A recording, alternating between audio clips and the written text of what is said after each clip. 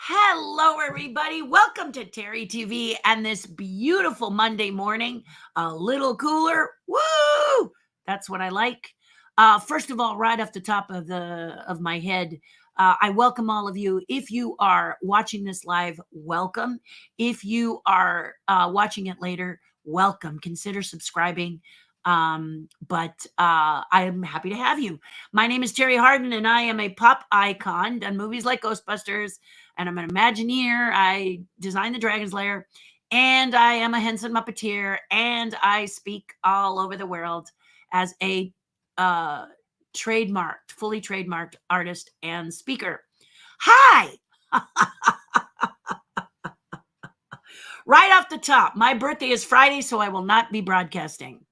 If you don't see a thumbnail or you don't see anything, I'm going to make sure there's a thumbnail. But just to remind you, I won't be broadcasting Friday. I'm going to take the day off. Okay. Happy birthday to me, age 67. Whoop, whoop.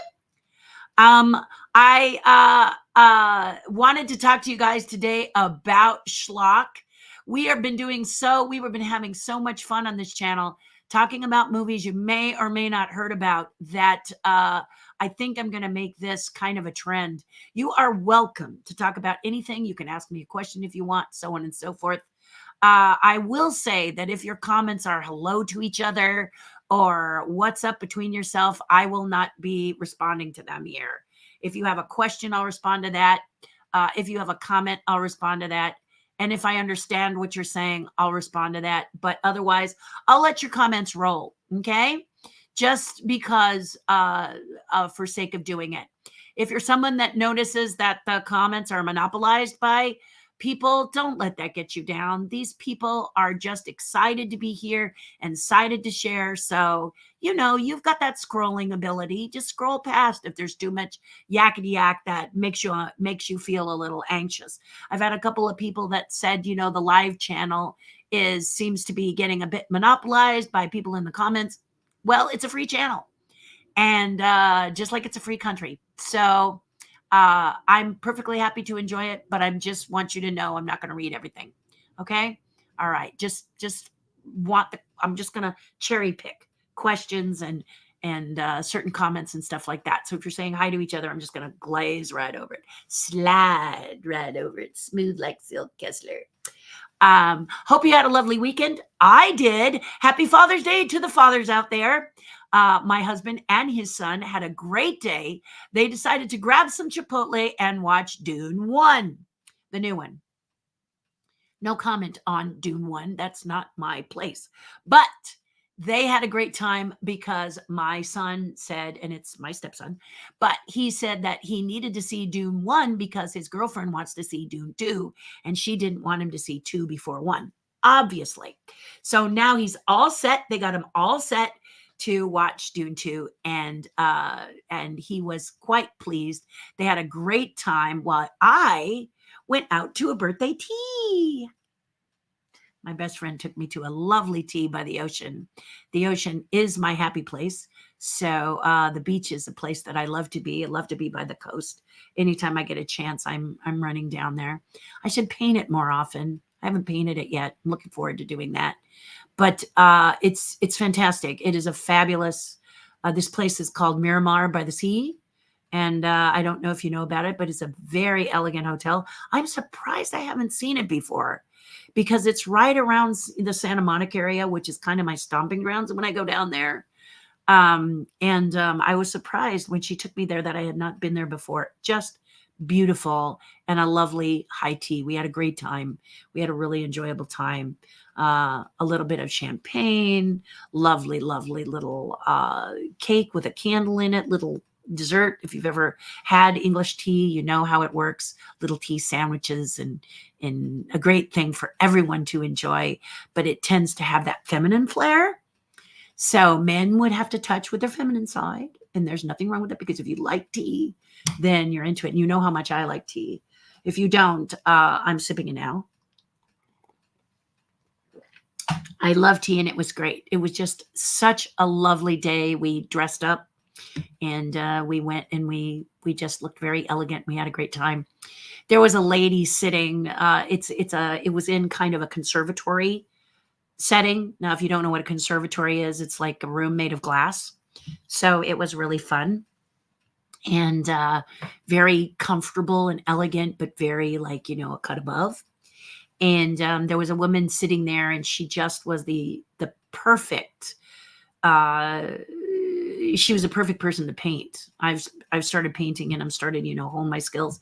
And I was itching to take her picture. I mean, my fingers were absolutely itching to take her picture. And I had to uh keep from doing that because I would have had to ask her if I could take a picture. Then she would have been self-conscious, and then I wouldn't have had the casual look. So I just let it go. But oh my gosh, in my mind's eye, it was amazing. So maybe I'll sketch it out based on her and create something because it was lovely. She was reading a book, having tea, and she had a beautiful skirt on, and she had a lovely little hat on, and her hair was done up sort of Gibson girl. And it was amazing. It was amazing. It was amazing. So happy Monday, crazy Monday. Here, the June gloom did not last very long. So I was up early working very hard on my garage. A never-ending story. So that was rather interesting. But schlock. Let's talk about schlock. Did you wonder when you saw this thumbnail what had happened? Did you think I lost my mind? Those of you who saw this movie, it is one cheesy film, but it's very, very special. First of all, it's done by John Landis. It was his first film, I think, or second film, but early in his career when he was a young man. And there's several things I love about it. First of all, the creature in schlock is played by John Landis. And it's because this is the way, if you're a filmmaker and you're a beginning filmmaker, you're someone who's young and you do filmmaker, what happens when you're making a film is you call your friends in. You bring your friends together and you roll camera, right? And your friends might be the stunt fighters, they might be the costumers, they might be the set people, but you all collaborate and you do everything. There are no, I'm a director, I'm a producer, I'm a this. You just all throw in. You may be a producer, director, whatever, but you all throw in. So John Landis was really good friend with John Chambers. John Chambers was the makeup artist who did all of the ape makeups for the original Planet of the Apes series, and they're amazing. But he went to John and he said, John, can you do the makeup for my character? And John Chambers worked at Universal. And he said, no, I can't. I'm a union guy. I cannot do anything on the side. I'm too expensive. I would have to charge you union rates, et cetera, et cetera, et cetera. And so John said, well, I'm really up against it. I need a makeup artist. And John said, I have this business card. And the business card says, Rick Baker, Monster Maker. Now, if you don't know who Rick Baker is, Google him. Okay.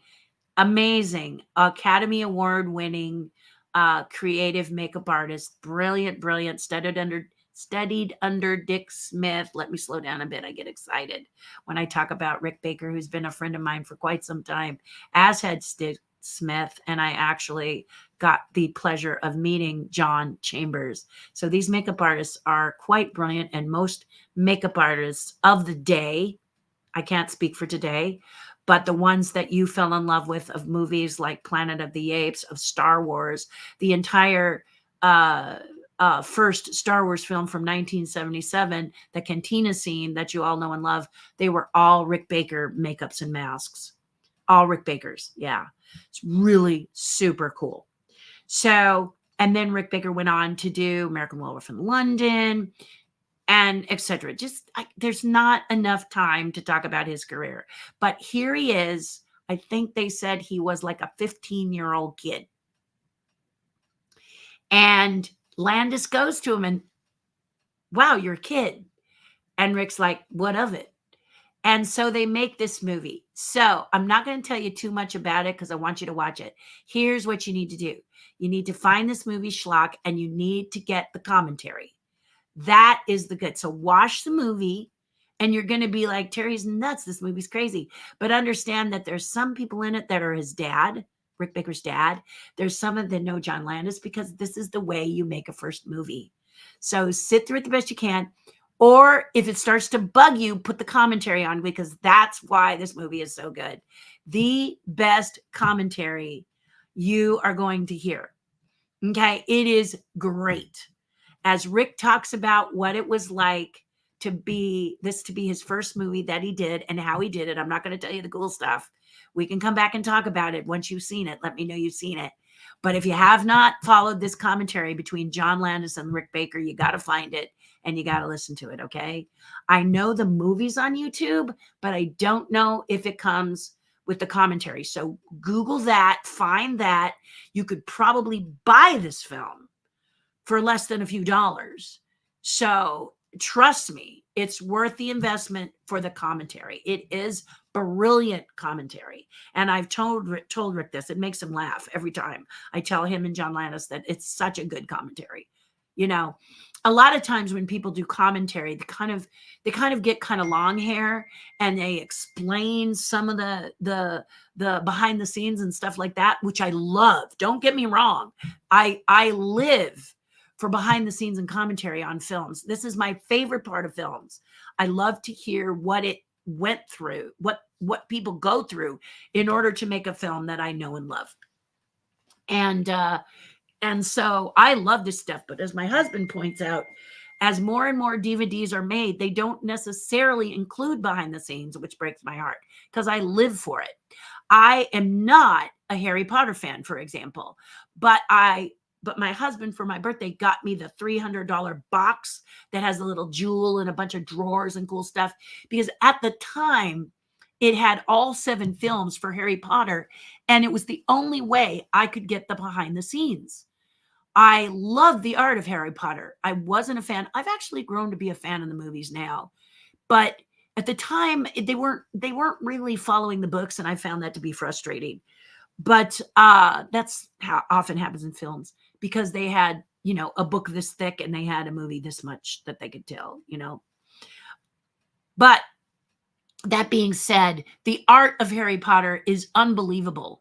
And when I started to learn that the main chamber where the kids are all sitting at the tables and getting their assignments to what house they're going to be with the placing hat or whatever it's called, that the candles that floated were practical. All right. Y'all know what that means. They were practical candles. I thought they were all computer generated candles, but no, easily, what did they tell me? Over 50% were practical candles. And then they added computer generated candles to make it look like a lot of candles. But they went as far as having a fire marshal on to do these practical candles, which has real fire. Okay. Practical means real, that the kids were there, the candles were there, the flames were real. Okay.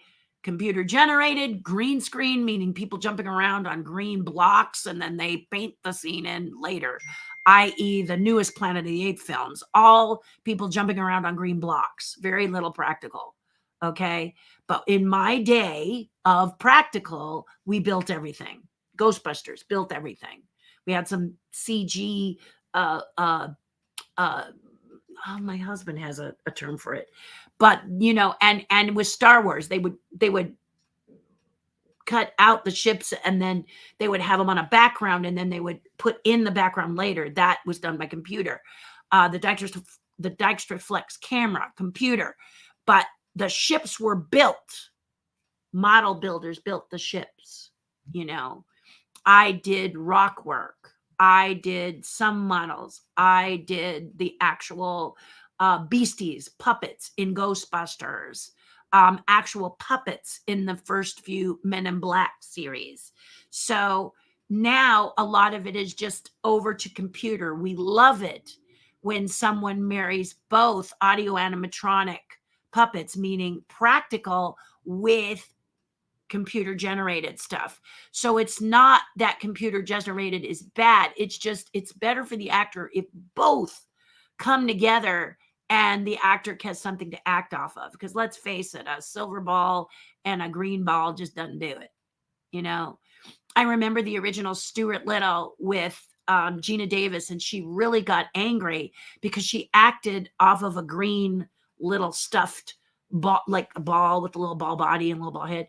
and it bounced around, and they had photos of Stuart, but then Stuart was put in by computer, not a puppet, and she really was not happy, because when she saw how wonderfully charming Stuart was, she felt her acting was a little wooden, but that was not good.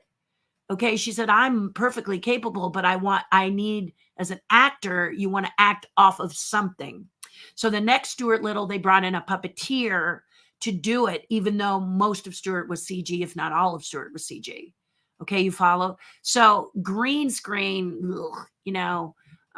it's nice and it's fun. I'm sure some people really enjoy it, but I like it when they take some practical with some computer generated and marry it together, like in the case of Iron Man, which is one of my favorite examples, because Robert Downey Jr. actually has pieces he can hold and put on his body that are Iron Man pieces. He's actually working with those crazy robots.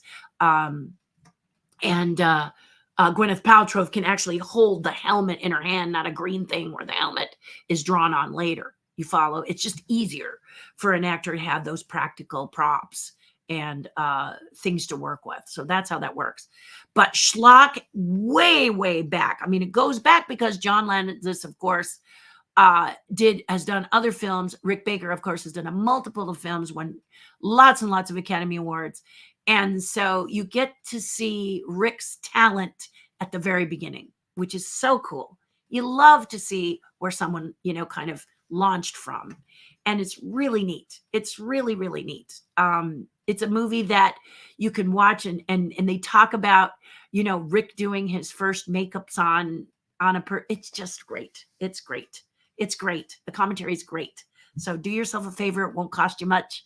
And if you can get that commentary, that's what you want to see. Okay. So let's take a look at what you've got to say, and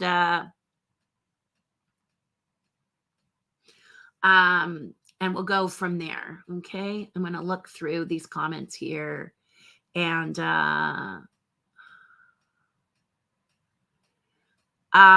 this comment by Crazy Mike about these movies needing to be on Mystery Science Theater 3000 is good, except for Schlock. They do their own, most of Mystery Science guys do their own commentary. You need to hear the commentary that comes with the film. No offense to Mystery Science Theater, but you need to do that. Okay. Yes. So yeah, I think you will really enjoy it. And let's see.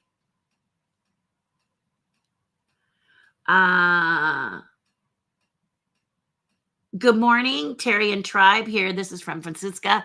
Good morning and happy early birthday. Yes, I'm excited about my birthday. I'm having a wonderful adventure, and then this tea Sunday was a lovely surprise, as I was able to have like a ladies' night, a ladies' afternoon tea with my friend, and my husband got to spend Father's Day with his son. So it was really a nice day. My dog actually thought it was pretty good too, Rocket. She thought it was really a cool thing. Debbie says, hello, my dearest sweet friends. Happy birthday week, Terry. And for those of you who are June babies, yay for you. I call this the most creative month. Many creatives are born in June. Why? Because the days are longer. And I have the longest day of the year, June 21st, the first day of summer. This is because God knew I needed every second of every minute of every hour of every day. And that has not changed. So it's fun, exciting, cool. So it's great, And Mike says, happy birthday. Thank you, Mike. Love hearing from you. And on Friday, it's a strawberry moon. Ooh, that sounds fun. And I'm going to be in a place where I can really see it too. Oh, I'm so glad you said that, Mike. That's great. That is fabuloso. Joe Penny says, good morning, Terry. Still no notification on Facebook this morning, but you did show up at the top of my feed. That's good. Facebook, honestly, Joe, I cannot explain to you exactly what's going on with Facebook, because Facebook is going through some hoops right now. They have some new criteria, and their new criteria is you have to have had some time on Facebook. You have to have above a certain amount of followers and in order to broadcast on Facebook now. And I don't know if that's like all broadcasts, but I know that when I broadcast into my tribe, that I have to have over 100 followers and I have to have some business type. They want to know that I'm a professional. Well, it may surprise you to know that I have been broadcasting live for over 5 years, which shocked the heck out of me, I'll tell you. Woo! But I qualify on all those, but there are podcasts out there that are working to qualify at that level, and all of a sudden they found themselves, dead in the water because they could not broadcast. And so this could have something to do, honestly, Joe, with the changes that are happening on the shifts and changes that are happening with Facebook. They really are doing several things. I use StreamYard. You can always tell because my logo is up here. And if I wasn't paying StreamYard to use their platform, then there would be a mallard duck up here. Because that's one of the things I like about StreamYard is that you can test it out for a while, see if it fits you, which it fits me perfectly. So I really don't want to lose it. I love the platform. It makes it very easy. And the setup that my husband has set up for me here makes it very easy, simple, easy. And that's what I need because technology and me are constantly at battle. And sometimes I get a lull. And lately I've gotten a lull. And so I'm real excited about it. But for all of those of you who have been trying to podcast and wonder why you can't, it's because Facebook is saying, look, not until you have so many people. In certain cases, it's just weird. And it's constantly evolving. So just be ready for it. Do the best you can and lead with tolerance. That's what I did. I mean, the first 2 weeks I was trying to get back in my private sector because I broadcast privately in my tribe and it needs to stay private. So I wanted to keep that. That's part of the perks of being part of the tribe. And by the way, you hear me chatting all about the tribe. Let me just tell you how you can join the tribe. It's patreon.com/Terri Hardin. And for little as $5 a month, you can be a part of the tribe. I broadcast twice a week, usually, except for this Friday, because Friday is my birthday. So I'm taking a day for myself. But it's usually 8:35 in the morning to the tribe. And I broadcast for an hour there, both on Friday and on Monday. And then on Wednesdays, usually, most of the time anyway, I do a Zoom call where we all talk live. So it's really, really a lot of bang for your buck. I highly invite you to come and be a part of it. Your voice needs to be heard. We're respectful. We're supportive. We're not pushy. We're not mean. We're kind to each other. And if you're not, they'll kick you out. Has nothing to do with me. You gotta be a sweet, wonderful, open, wanting to help kind of person, or your history, man. So if you think you're that kind of person, please join. Go check it out. Here's where you check it out. Love to have you, and we'll see you soon. All right, back to your comments because those are indeed the most fun.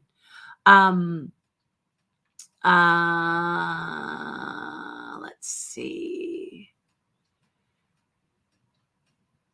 Let's see. I'm going through here. I wanted to get back to Joe's comment, who he said you're in your feed.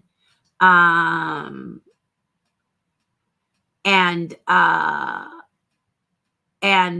David T says, hello, humans. It's me. Hello, David. Good morning. And let's see what else we have here.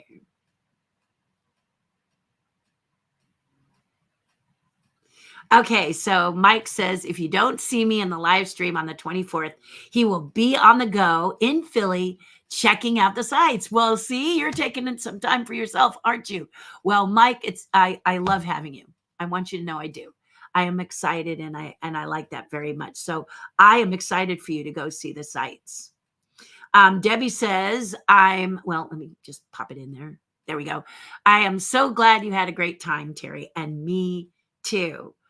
Crazy Mike says you're a jack of all trades. Well, master of all is what you got to say there, because people say master of none, but you can be a master of all.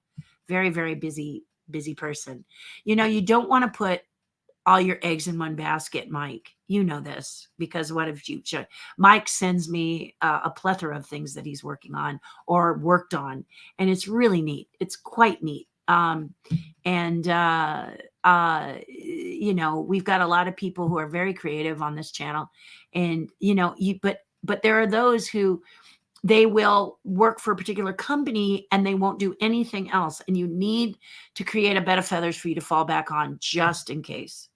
The pandemic, when it hit, left a lot of our artists like the Coyote in the Roadrunner Coyote cartoons over a cliff without anything to do, and all they did was fall, and this was very hard on them. So this is why it's good to have a few plates spinning, as I say, several plates spinning in the air. So if one crashes and breaks, you got 3 or 4 others to work with. So this has always been the way that I've worked. Okay. And so it's just a good little piece of advice for you today, and you can take it or leave it. David says, do you have to be young to be a beginning filmmaker? No, but I think you have to be young at heart, don't you?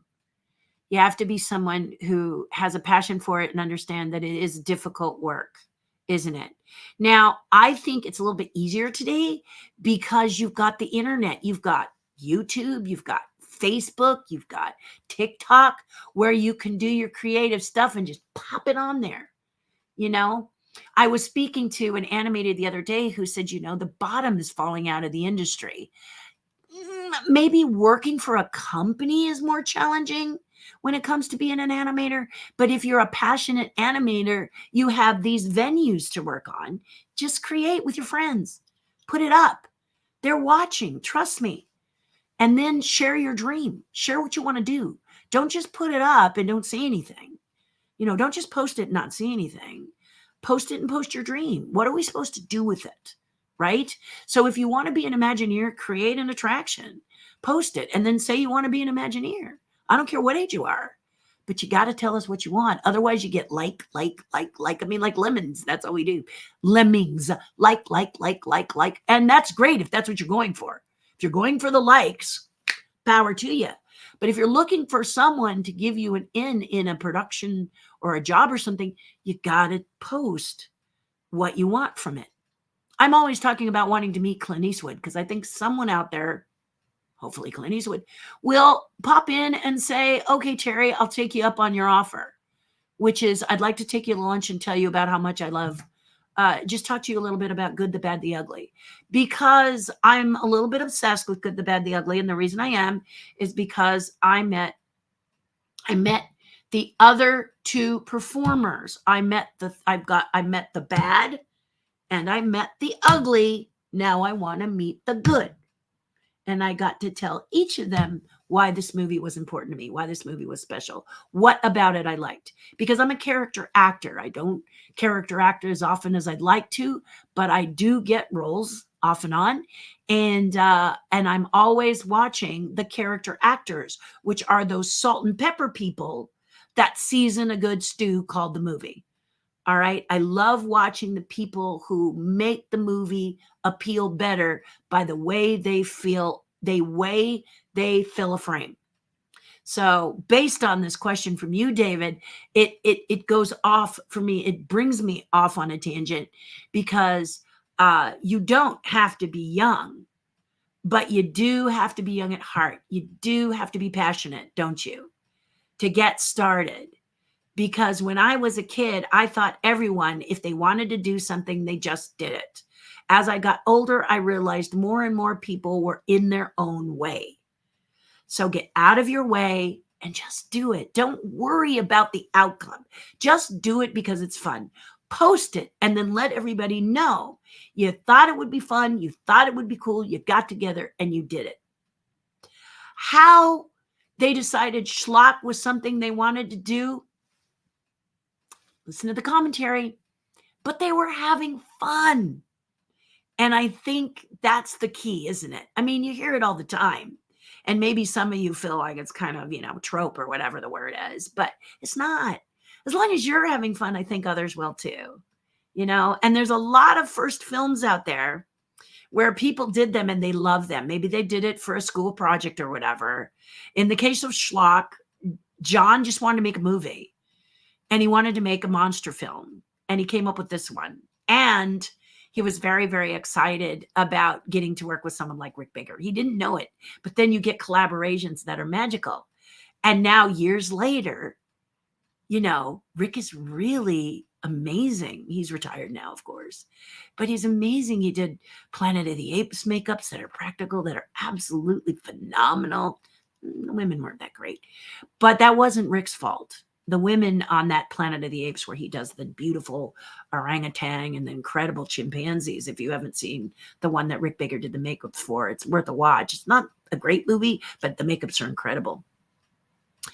And the women didn't want to have the ape appliance, so he was stuck, doing something that was kind of hybrid, and it was awful. It wasn't his fault.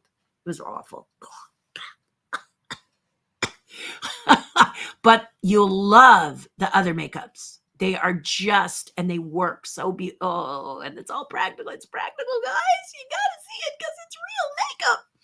Anyway, so Rick Baker is quite an amazing person. He also did the remake of Mighty Joe Young. He did that makeup. He did the makeups for Gorillas in the Mist. Google this man, and especially if you don't know him, because you will not be disappointed. And then again, look for that commentary on Schlock, because it is fabulous.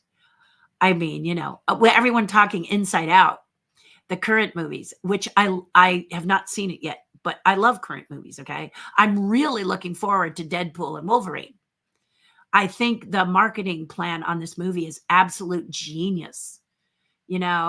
I don't care if you see it or not, get stuffed if you don't want to see it. It's not a good movie, don't come see it. And everybody's like, I want to see it. They are so funny. And if you haven't seen the latest, what does he call it? Well, anyway, Google and look at all their previews, because their previews are funny. This new cocktail, I'm not going to speak about it, but you got to see. I am so excited. I love Deadpool. And originally I thought it was going to be a terrible movie. And I listened to an amazing man named Mo Kelly, and I listened to him in the Saturday evenings and stuff. And now he's almost every evening, I think now. But he challenged women, because the original Deadpool was released on Valentine's Day, and they call it a romantic Valentine's movie. And women were like, you're kidding, right? You're full of baloney, including myself. What is wrong with you people? And then Mo Kelly went and saw it, and he said, look, guys, I'm going to challenge you, especially you women out there. If you go and you don't like Deadpool, keep your ticket stub and write me a letter, email me with a picture of the ticket stub, and I will reimburse you for the movie. So I said, I'm in. I'll take that challenge. And I went and I fell in love with it. And I wrote to him and I said, you were right. It's a great love story. It's a really fine movie. And I'm hooked. And Wolverine is my favorite, one of my favorite Marvel characters. So I like Rocket from Guardians of the Galaxy, but I love Wolverine. I've liked Wolverine for a while. Thor's in there somewhere. But anyway, so I'm not a Marvelite, but these are some characters that I really like. So the idea of Wolverine and Deadpool being together is beyond fun to me. I'm just so excited. So I think that movie's really going to kill it.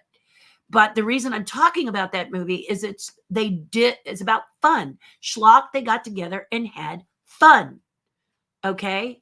They didn't worry about, was it going to make money? Well, maybe John Linus did. But they wanted it to be fun. And here you've got this Wolverine Deadpool movie where they're actually in some previews telling you not to come if you don't want to come. They don't care. They had fun. And isn't that the point? So to be a filmmaker, kid at heart, have fun, no matter what age you are, go have a good time. So based on that, David, I hope that not only answers your question, but if you're someone who's been wanting to make a film and hasn't done it yet, get on it.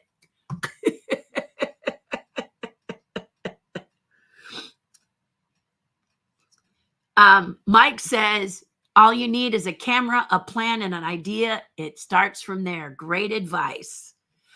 Joe says, I've not seen Schlock 1972. See, now, if those of you who are new or seeing this later and are new, this is our amazing Joe Penny. And Joe always tells you not only the movie, but when it was out.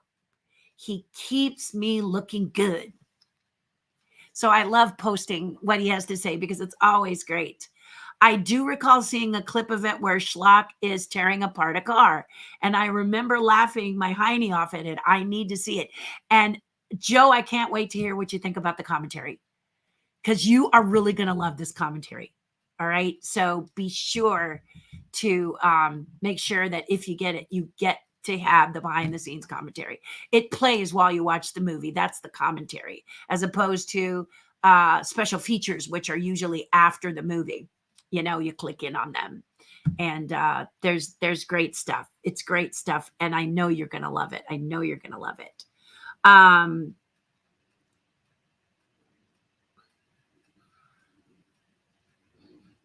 Okay, so Mike says Doctor Who, when they did the makeup prosthetic for a Sontarian, and I don't watch a lot of Doctor Who, so I'm reading. Looks like a squid, a spud, not squid, spud. LOL. Took the actor 4 hours in the makeup chair. Yes, if you've ever seen, um, if you've ever seen,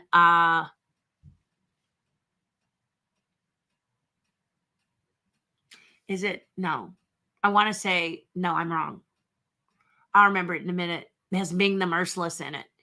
And I met Max Falsito in the 1984 Dune. I was working on that. I built the still suits on Dune, in the one where yeah, the one that was really super cool and scary and creepy.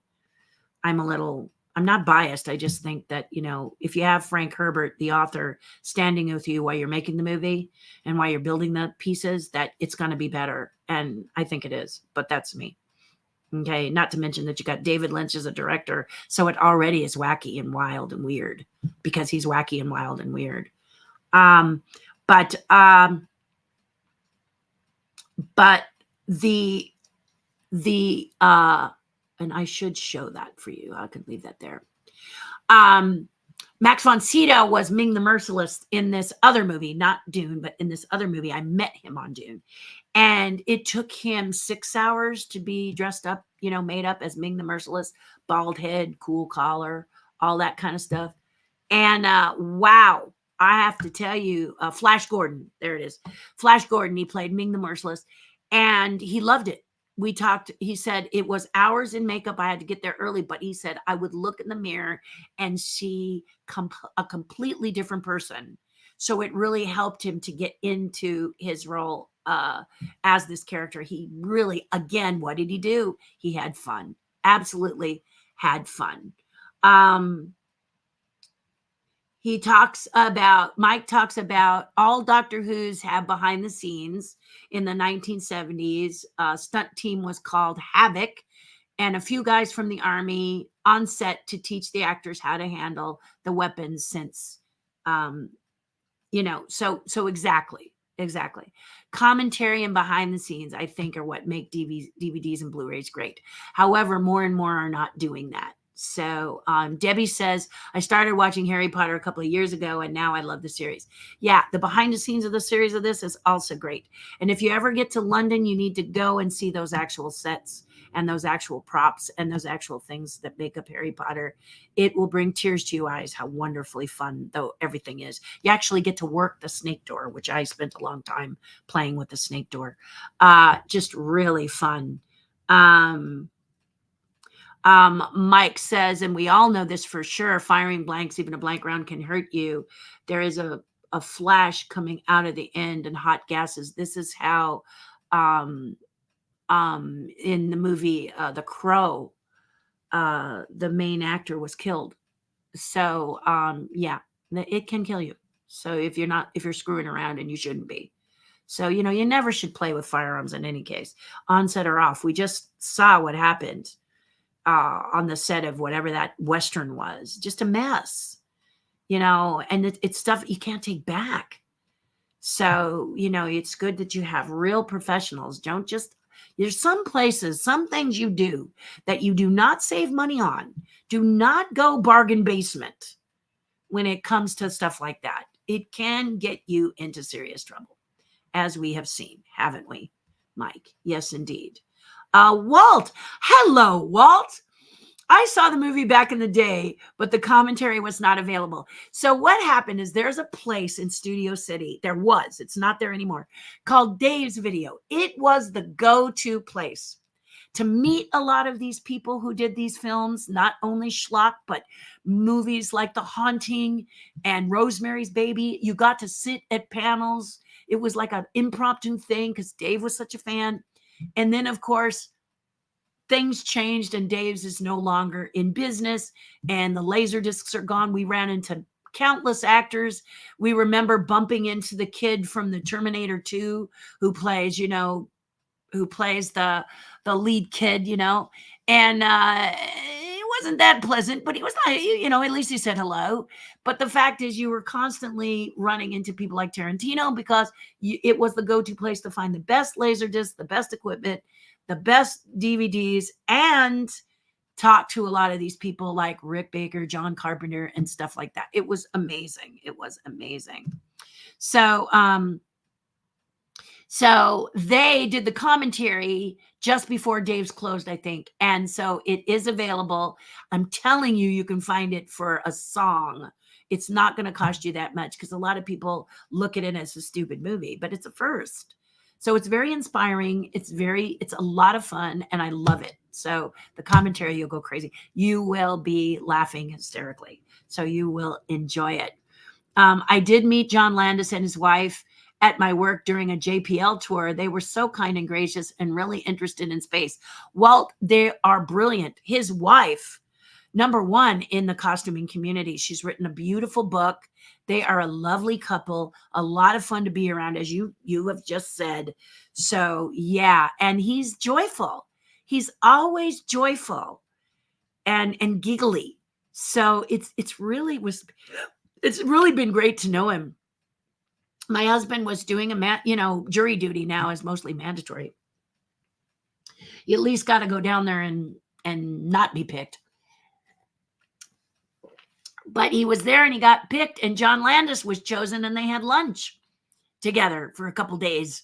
Landis on one case, Lindsay on another, but they all break around the same time. So my husband and he, had lunch together and it's just hilarious. It's amazing who you find on the tour. It's just really something.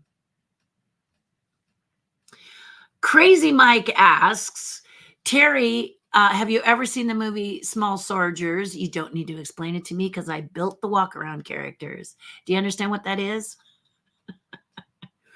My friend and I are builders. So for the studios, we built the characters that the people walk around and meet and greet. Your kids pose for pictures for you.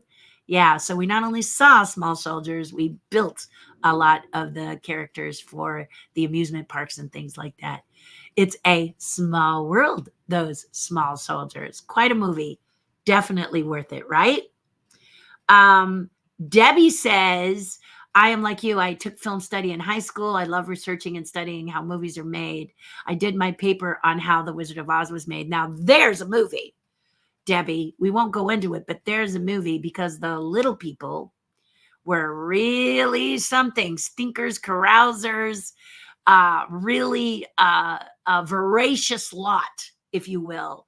And there were so many for Munchkin Land that the Munchkins were quite the partiers. And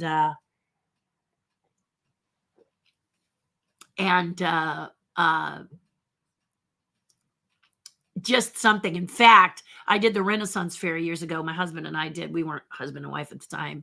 I was in love with him and he was handsome as hell. But anyway, we were backstage because is it Gilda Rubinstein? Anyway, the one who is in Poltergeist, who says, all are welcome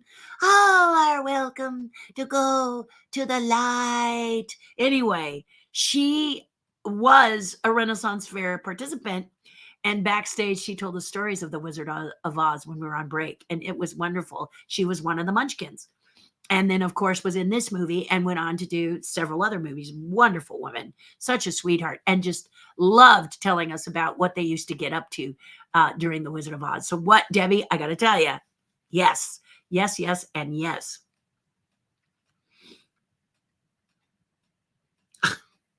Okay, so I have to give you this one. Mike says on Halloween, if it falls on a Monday, do you live stream or dead stream? The Living Dead stream.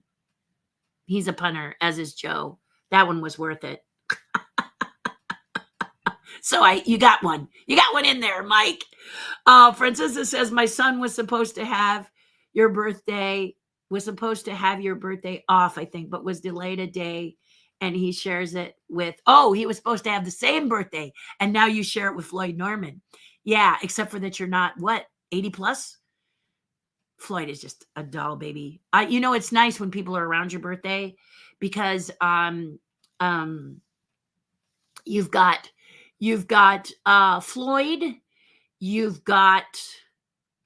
there's so many near me. Well, Prince Harry, we share the same birthday.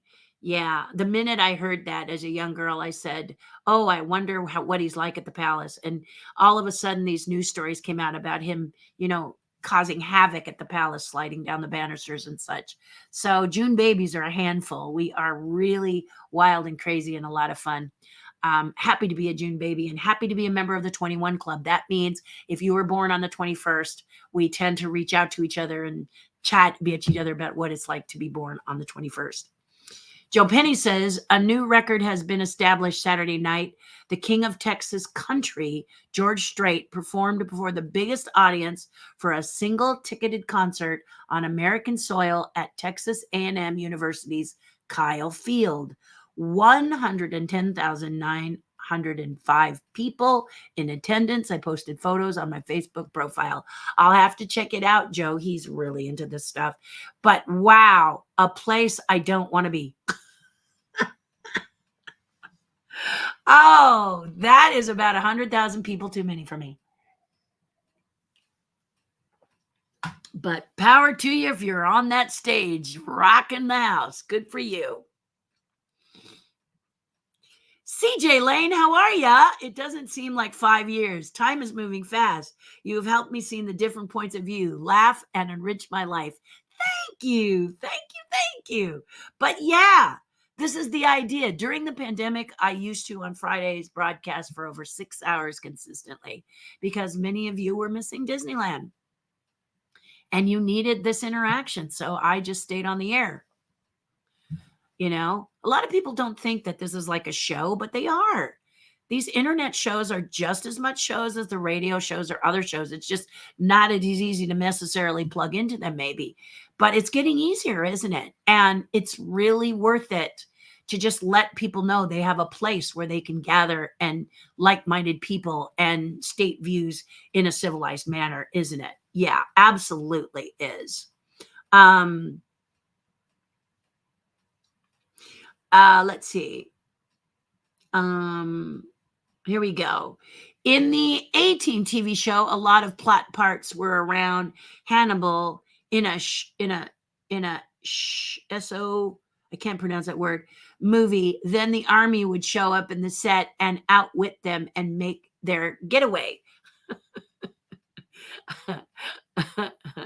And this is what I'm talking about. There are movies that are cheesy. Okay, but they can be fun, like Night of the Lepus, which is about killer rabbits.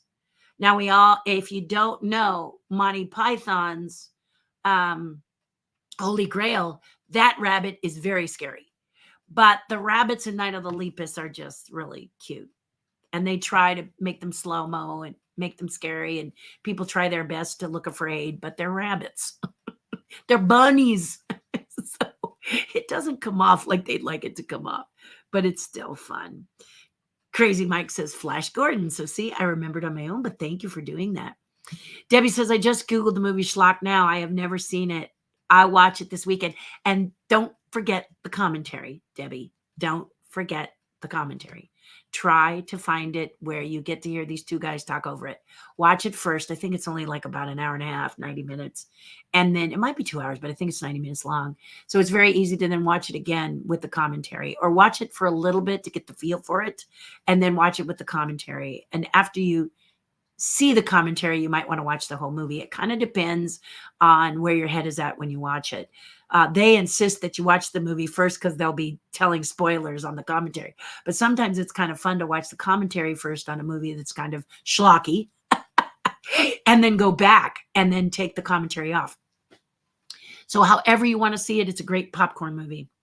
And remember, if it wasn't the first John Landis film, it's really, really close. And Rick Baker, Monster Maker, does some great work in it, and he's a kid. I think I was told 15, 16 years old. Young.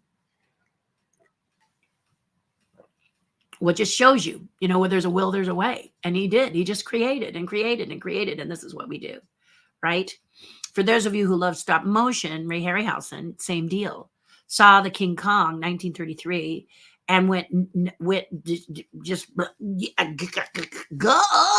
crazy, and had to do it. Just like I flipped out over the first time I saw Star Wars. Had to be a part of it. And he started to train and learn and grab and intake all that he could about stop motion back in a time when stop motion was very, very, very difficult. It's still difficult to do today. Don't get me wrong. But we have a lot of technology that assists you with your stop motion and your animation, such as onion skinning. And if you don't know what that is, Google it. But back in the day, they had these tools that had these little points, and you had to kind of set them next to your puppet character. And then when you moved it, you could see where it was, shoot it, and then bring it down to that. You always had a mental idea of where your character previously was and where it was going as you frame by frame by frame adjusted your character.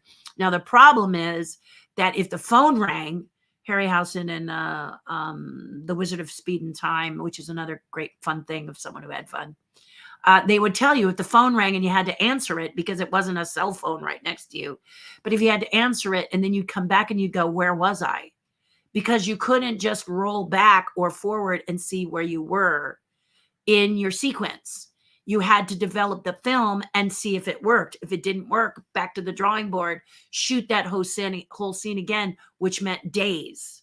Okay, so Harryhausen would always tell people they had it easy, they had it simple. Brilliant. But he fell in love, and he was so excited, and he went and found Willis O'Brien and asked questions, and then assisted him, and then did his own. And one of my favorite Harryhausen ones is Earth versus the Flying Saucers, which is really holds up today, I think. And the saucers, the flying saucers, were made by his dad, because his dad was a woodworker, and he turned them on a lathe, and he made them for his son's film. I'm telling you, everybody gets involved when you do this stuff, and it's fun. So that's what you want to do. You want to make sure that, forgive me if I'm fuzzy, my husband says that, if I have to scratch my back, that I go fuzzy. So if I go fuzzy for a minute, understand the back was important, more important than the fuzziness.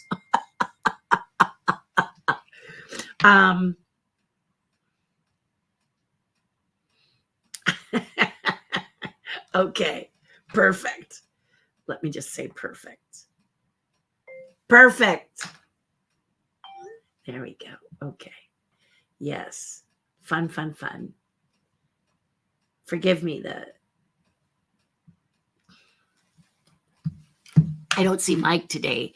And he always asks me about my mom. And my mom is, I'm working a little bit with her today. And I just have to keep an eye on in case they call me from the convalescent hospital she's at. So that's why the ding is on. Forgive me. I'm not being rude. Crazy Mike says rust. That's exactly it. Do not take for granted when you have fires on the set. Don't clown around with stuff like that. You never know what the outcome will be, and often it's not good. So just listen and don't be frivolous about it. That's the great thing about it, right? Okay. Um,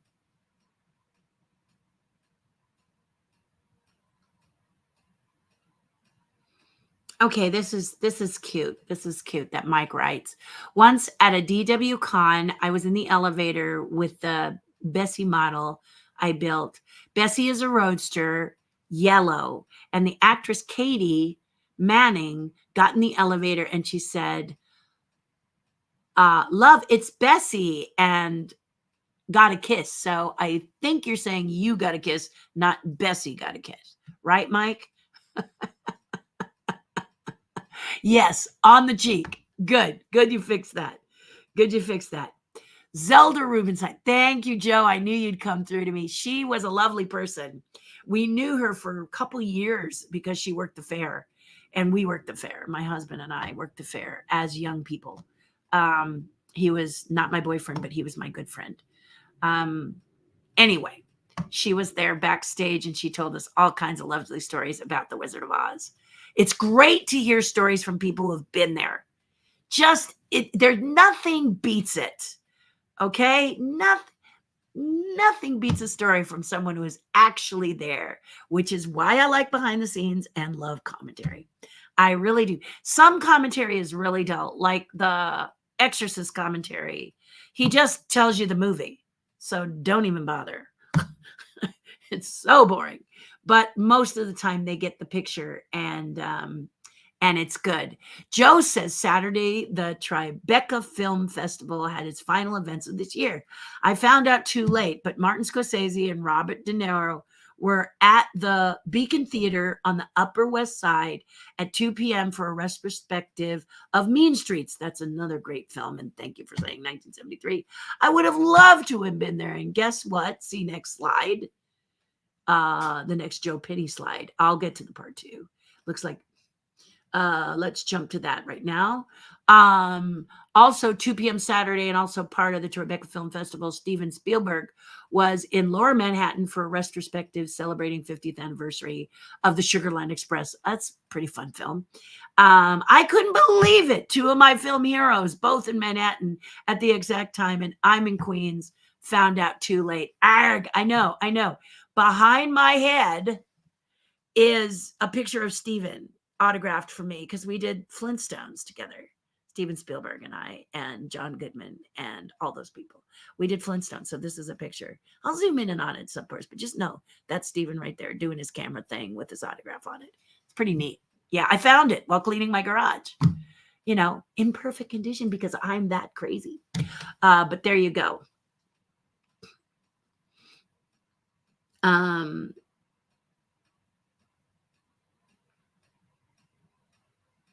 Okay. Mike is talking about some behind the scenes background stuff.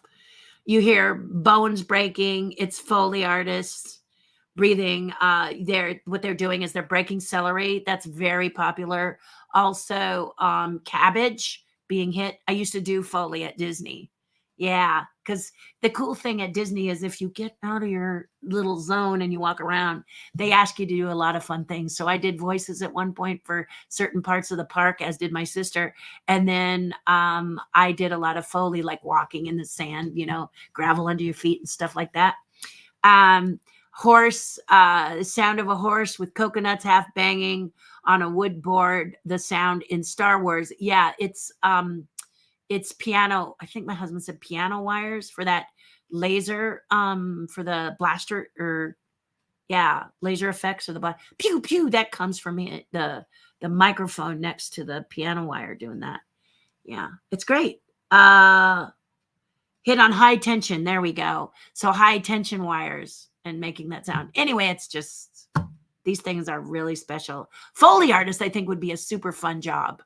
I really enjoyed it when I did it at Disney. They would invite everyone at Imagineering to come and participate, and I could not get enough of it. So I participated quite a bit in the Foley. I just thought that was so fun. We also did hub voices, those background voices, where you're all in the back. The person says, and I, quiet down. And you're all, yes, I don't know what's going on. What is he talking about? Blah, blah. That's really fun too. Looping, a lot of times it's called, but we were actually doing the hub in the back. It was really, really cool. Uh, uh,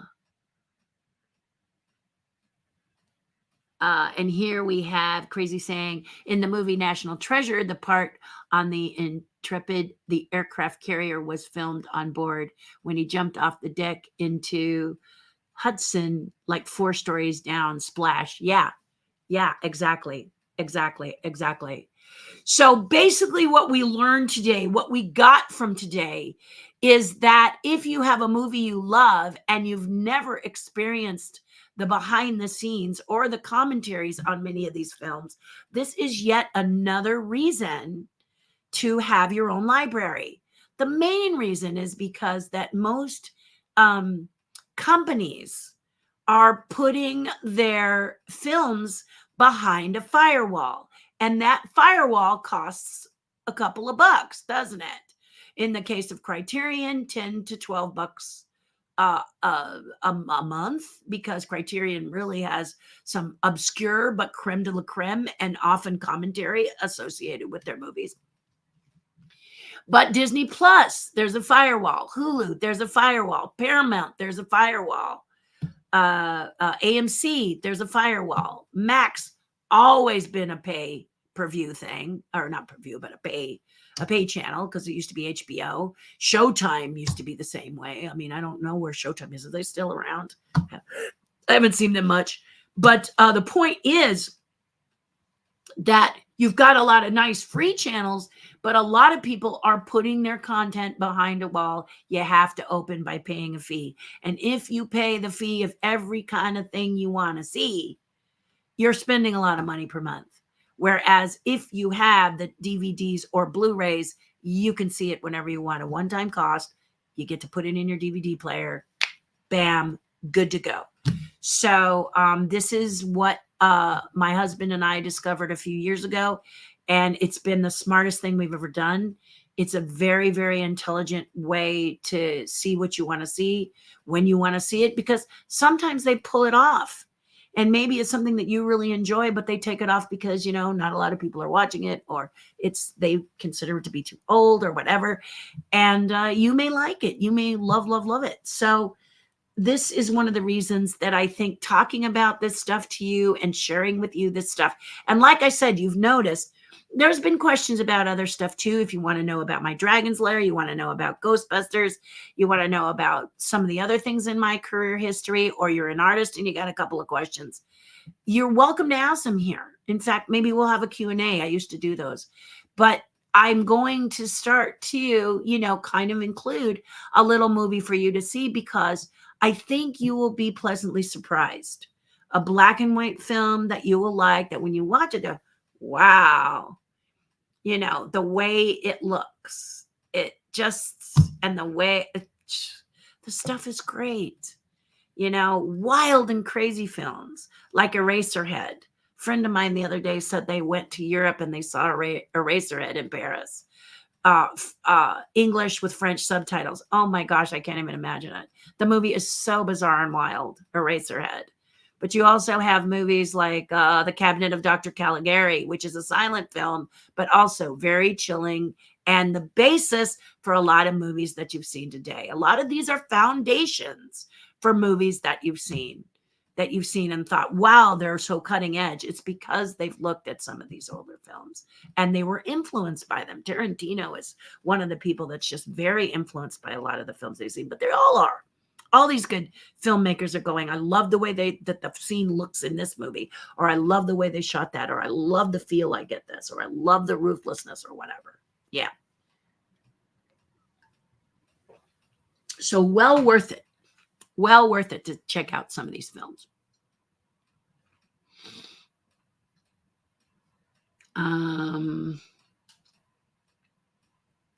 Let's see. Joe Penny writes, Criterion next month, a new 4K restoration of Akira Kurosawa's Seven Samurai, which is just great, by the way, is coming to theaters. I can look up where it will be showing in LA and message you. I'd appreciate that, Joe. That's one of my favorite movies. I think that Toshiro Mifune is hilarious in that movie. I love him a lot in that movie. He's just so funny. He's so funny. you know, cracks you up. It also has, forgive me, I'm scratching my back, so if I'm a little fuzzy, sorry.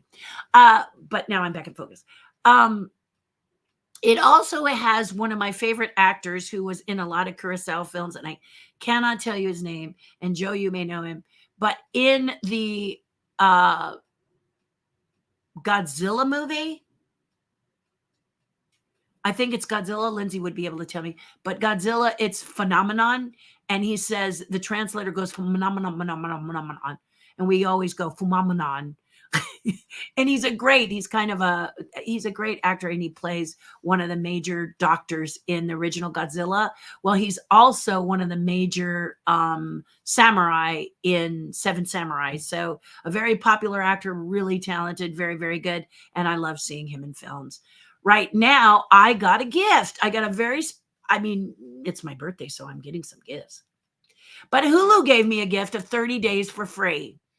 And I decided to take them up on it. I'm very, very excited because there were some films with Nicolas Cage I couldn't get to, but I can watch for no cost if I watch them within that 30 days. So I was catching up on several Nicolas Cage films that I could not see anywhere else. And I was very excited to watch those. But the thing I forgot about that I'm watching now, 1 hour at a time, is Shogun. And I'm like, I love the original Shogun. And if you don't know what I'm talking about, don't worry about it. This new one is really good. And it stars one of my favorite Japanese actors in the lead role. I love this guy. I have seen him in so many things. He's what made me see The Last Samurai with Tom Cruise. Tom Cruise is this for me. But this guy, he was in Bullet Train, played the father. He is just so good, so wonderful. Whenever he's on the screen, I just am crazy for him to see him do his thing. It's so brilliant, so good. He's a beautiful his ability with his sword is amazing, but also his acting is fantastic. And I've seen him in so many different movies. Anytime I see him, may not know the name, don't care, know his face, jump in immediately, and he's the lead in Shogun. So I am like hanging on every hour. The nice thing about a series is I can go have my lunch, watch an hour of it, and it's him. He just eats up the screen, and I'm so happy. I already told my husband I've got to have Shogun. I've got to have Shogun. I've got to have Shogun. This new Shogun is amazing, and it's really good. And it's not so new. If you've had Hulu, you probably watched it when it came out. But I didn't have Hulu, nor did I care to buy Hulu, to be honest with you. I'm not going into that. I have Netflix, and I have Disney Plus, and I have Max. Max was a gift through T-Mobile. And so we have those. Yeah. And Prime, because I'm an Amazon Prime loyal customer, but that sort of thing. So to get this Hulu for 30 days has been a real joy and a pleasure. So I've earmarked things that I'm going to watch. And then after the 30 days are over, I'll probably bail. People say Disney Plus and Hulu marry and you can get it at the same time. But Disney Plus came to me so early as a Disney Imagineer that I don't even know how the connection would even be made. And I'm not missing Hulu that much. So it's great to have the 30 days as a special gift from Hulu. Thank you. I'm really loving it. Yeah, Shogun. I won't have any trouble seeing it within 30 days because I can barely go 30 minutes without wanting to watch it because it's so good. And it stars this actor, and he's amazing. And the actress in it is very amazing too. I've seen her in other stuff, and she's really good. So I'm just happy as a clam to watch this stuff. I tell you, you got your favorite actors in there. It can be really bad. It can be schlock, but you don't care because it's got your friends in it. Your friends, so I love it. So this Seven Samurai, which is where I walk the stairs. Thank you, Joe. That's exciting to see Seven Samurai on the big screen. I would love that, Joe. And thank you for sharing that. Let's see.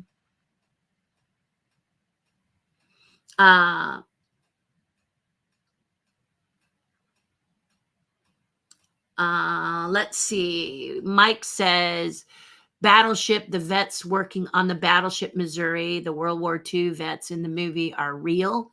working on the museum ship. It's a cool film, Battleship. It's from 2012. I'm sure my husband knows it, so I will look into it. This is one of the reasons I fell in love with Yellowstone, the series that's on, what is it, Paramount?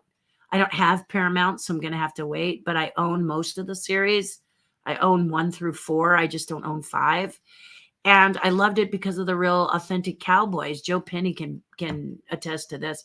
Just loved that they hired cowboys to be the salt and pepper in the background. You don't even have to know. I hung out with them when I was a kid with cowboys. They taught me how to ride and barrel race. And I just absolutely went crazy for Yellowstone because of the salt and pepper people that surrounded, that were actually ropers and farm, ranch hands and rode and roped and all that cool stuff. Anyway, really cool. And the writer, I really like him. The person who wrote this originally, who came up with the series, this guy is just brilliant when it comes to this kind of script and dialogue and stuff. I just love watching him in action and seeing his work. So really, really great. So I don't blame you when you've got the real people doing their thing, Mike. It's really great.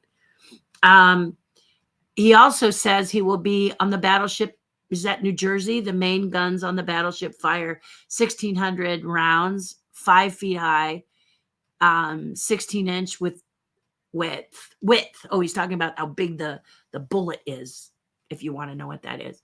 That sounds fun. That should be, my husband loves submarines.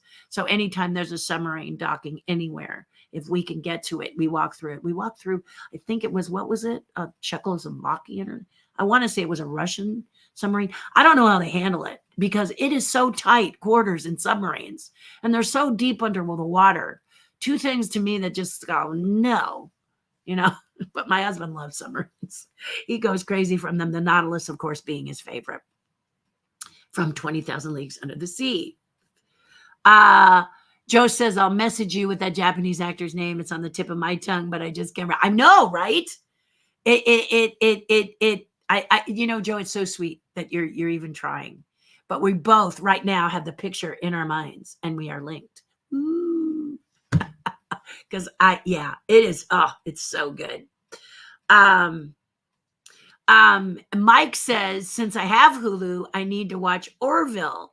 Great sci-fi show, and it's so funny. I will write it. I will check it out. I'm happy to check it out. Pat Robbins says, love, love, love Raising Arizona, Nicolas Cage. So funny. And you got John Goodman in there too, don't you?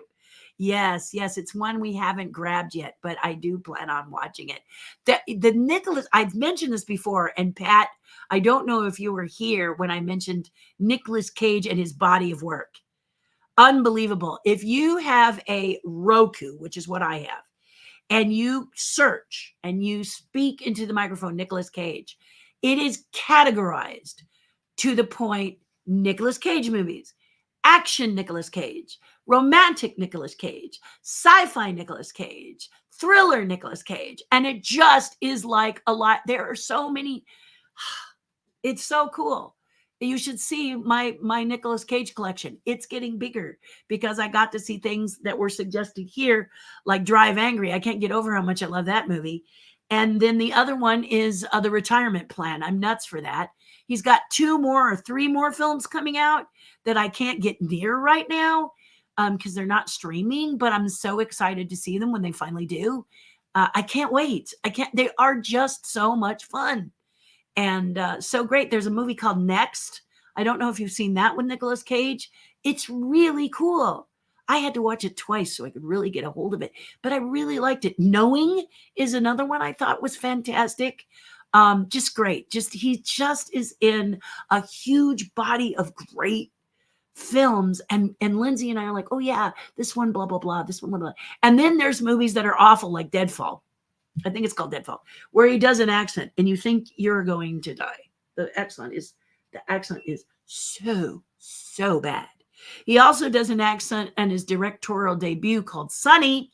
And I think Franco, who plays the lead in that movie, does a great job.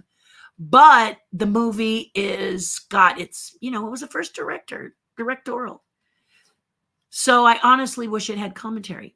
I wish Nicholas would talk about what it was like to shoot that first film as a director, because then he has his Saturn Film Company, and he could talk about what it was like to move from the front to the back, just play a small role in the front, move to below the line. I just love hearing stories like that. So, yep, just like we said. On Max, Doctor Who is on it 2005 till the 12th Doctor, great stories, and David Tennant. Yeah, he was I think when I talked to Doctor Who people, he is the second most popular or equally as popular as Tom Baker. Different generations, of course, but yeah.